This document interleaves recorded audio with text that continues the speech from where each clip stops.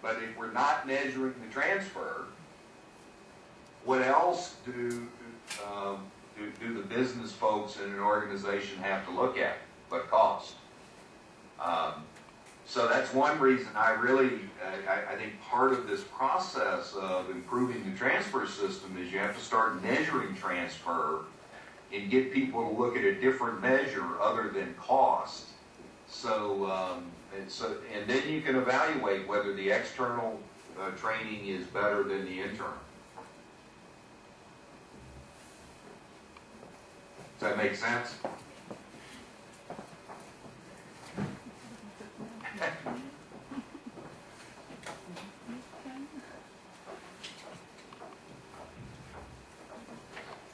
Back to measuring, at what point do you recommend starting with the measuring process after the training has taken part?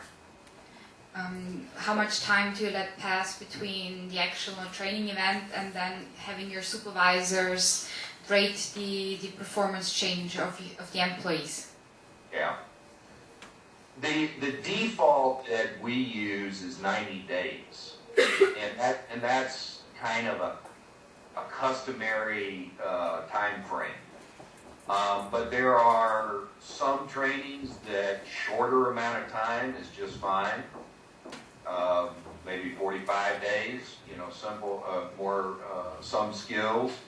There are other trainings like leadership where I may not do it for 6 months.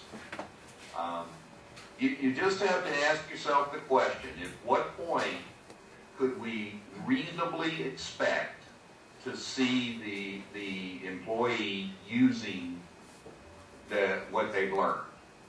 Do you measure just once, or do you do it again after a certain amount of time? Well, if I had my way, I would measure more than once.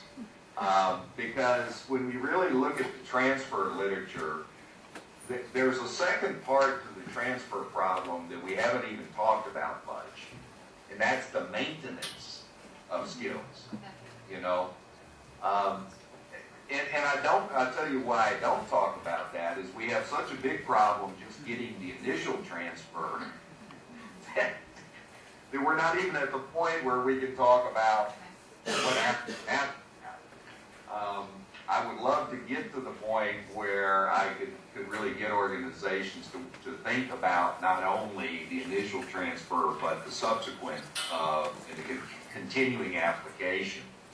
So my crusade is to at least get one measure of transfer. Thank you. Yeah, currently our survey data in the U.S. is only about 10 to 15% of the companies even do that. So, Okay. Appreciate it.